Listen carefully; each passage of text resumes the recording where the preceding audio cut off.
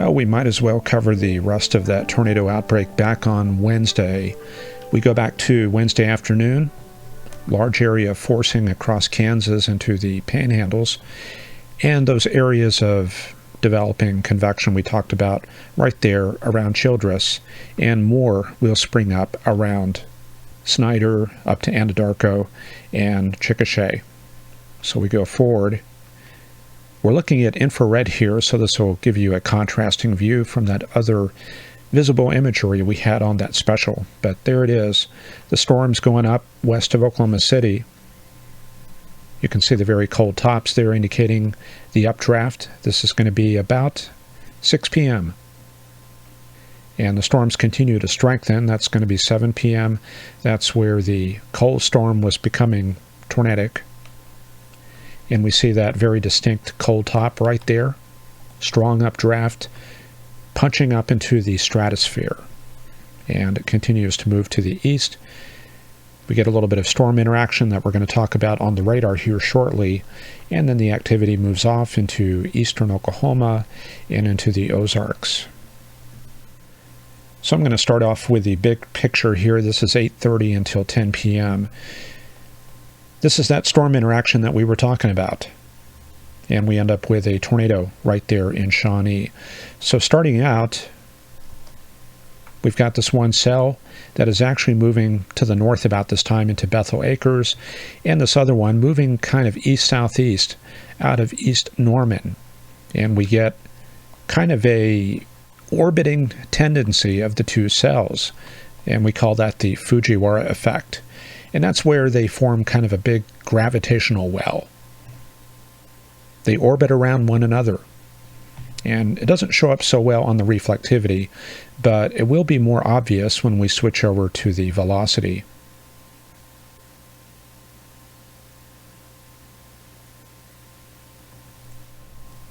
Okay, we're going to go through this very quickly. There's Highway 9 up there, Lake Thunderbird, and the city of Norman up to the top left. Also, I've got the cursor readout right there. When it's negative, that's inbound towards the radar, so the air is flowing that way. When it's positive, it's flowing the other way.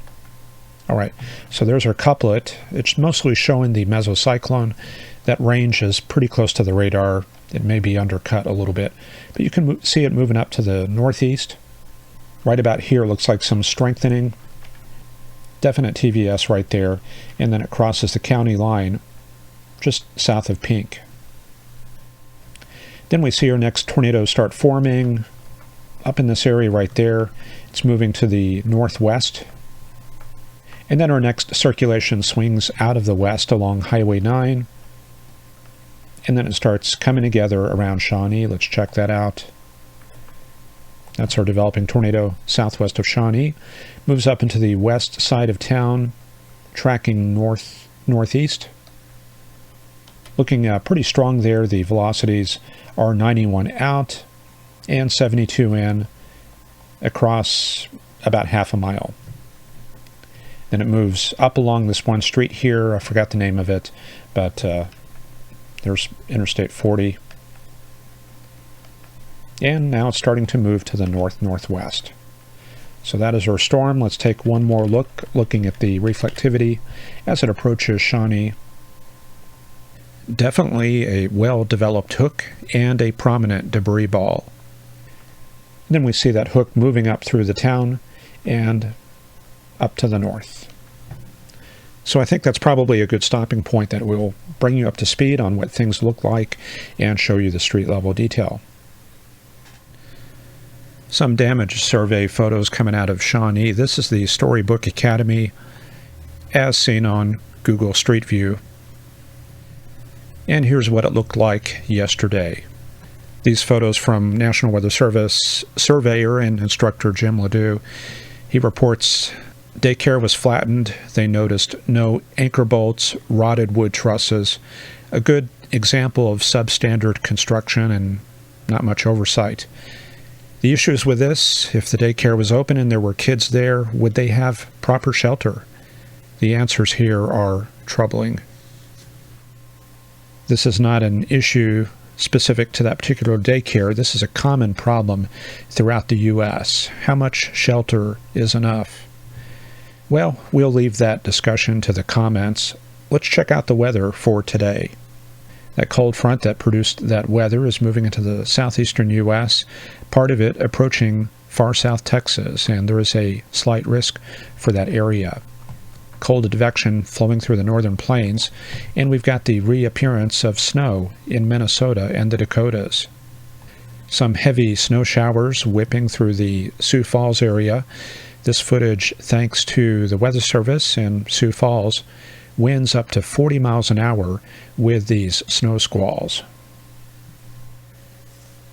In deep south Texas, there is a slight risk for this afternoon. Thunderstorms being forecast later on, and the National Weather Service in Brownsville did a special radio sun launch. That's it, going up into the sky for the 18Z sounding, and we can check out the results. And there it is, and it is showing a strong cap from 750 to 800 millibars. That's going to be up at about 8,000 feet or so. So a lot of energy for the atmosphere to overcome, but above that, steep lapse rates and a pretty good positive area. That's all CAPE, 2,500 joules per kilogram, according to the calculations. So what can you do with that information?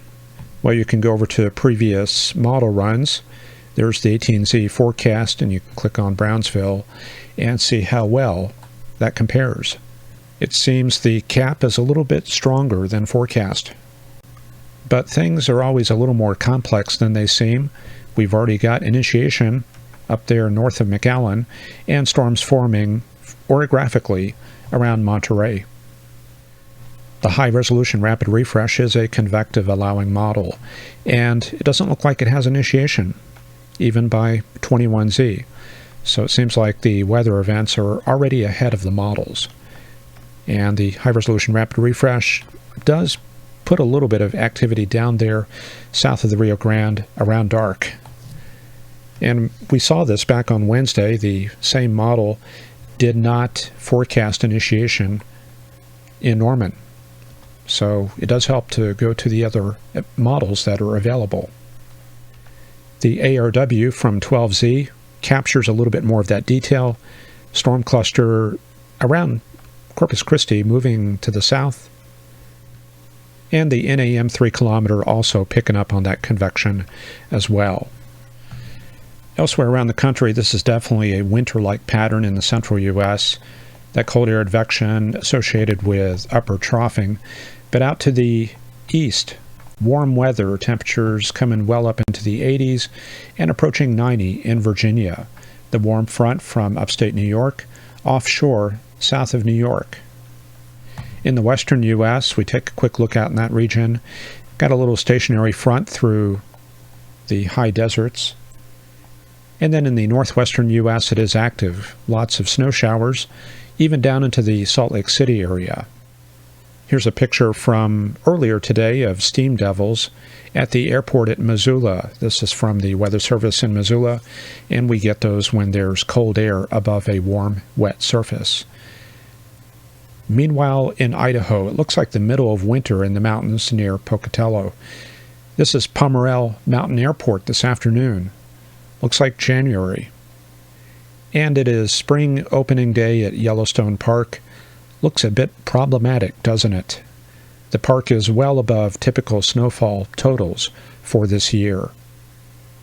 And storms in South Florida. Social media is buzzing with videos of a waterspout around 12:45 p.m. near Hollywood Beach. A rather benign weather pattern in Florida this afternoon. There is some vertical development on these clouds. Waterspouts, those can form just about anywhere. They're actually very common in Florida. The proliferation of video cameras and cell phones definitely does help to document those. So I guess that's just more crazy weather to add to the pile. Florida is under a steady easterly flow. The pressure patterns do resemble a Bermuda high with the southerly flow in the Gulf, but that will be changing as this polar air spreads south. Let's head out to Alaska and see what's going on up there. We have an occluded system in the Gulf of Alaska. Up north, a fresh incursion of polar air coming south. This is a vast area of polar air banked up against the Brooks Range, flowing down into the Northwest Territories, and you can see the packing of those thickness lines indicating cold polar air up north of the Canadian high Arctic. And out in Canada, the remains of that old occlusion spinning around in Hudson Bay. Most of central Canada looking pretty quiet this afternoon, but as you go south towards the Great Lakes, there's our wrapped up weather system, snow showers, and also warm advection coming up in that dry slot. There's kind of a decrease in precipitation through here, and with that there's been a rapid warm-up in parts of Wisconsin. That warm-up has produced rapid river rises. This is a time-lapse of the Chippewa River in Sawyer County, Wisconsin. So let's check out the weather pattern we have at hand. This is one of the key charts. This is the isobars in black and the 1000 through 500 millibar thickness in red, which is kind of an average temperature in the lower part of the troposphere. So where we have this packing, that's the transition zone between warm and cold air. The warm air located right in this region right there. You can see the thermal ridging coming up from the south. See those lines that are kind of bowing to the north? That's all warm air. And the opposite, we have bulging to the south, that's thermal troughing, and that's part of that cold air mass that is sinking south through the northern plains. If you look around the chart elsewhere, you can see some more warm air along the California coast and some more cold air off of the west coast of the U.S. And using those relationships and knowing that the fronts are on the warm side of the gradients, we can lay those down. So this is going to be the polar front extending down from Lake Erie to Louisiana all the way down to Mexico. And there's our warm front. It's going to be on the warm side of this gradient right here in the Maritimes. The patterns do get a little bit more difficult out west, and I did use a combination of different charts, but that's going to kind of lie in this area. I think there's a couple of different boundaries. And then we pick up the next weather system out there in the Pacific. Warm front, warm air advection. And I'll tell you a little trick. I don't know if you are aware of this. Maybe those of you who have read my books have read about it. That's going to be the box method. If you look at these red and black lines, they form up boxes in some areas. An example, in Oregon, that's a box right there. The smaller the box, the stronger the thermal advection. So let's take an area where they're really close together. How about right here, Colorado? Those are very small boxes. That's an area of cold air advection. It's a little bit deceiving, though. The terrain, though, really does block the passage of the air masses, so we don't really worry about that too much.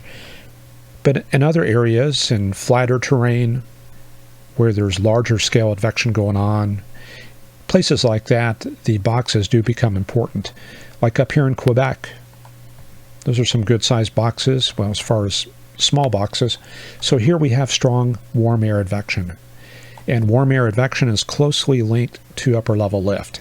That's one of the key components in the omega equation. The other one being an increase in vorticity with height. We'll cover that a different day. On the other side, cold air advection. Those are some smaller boxes right there. You can see they broaden out here, so there's not very much advection in Kansas and Oklahoma. And they're kind of broad out in this region as well. So the stronger advection right there, and that's associated with that area of showers coming out of the Dakotas. And we can also use that relationship in the mountains. Again, the mountains, it does get tricky, but we can see a lot of boxes spread out in this area right there that are about moderate size. This is a vast area of cold air advection.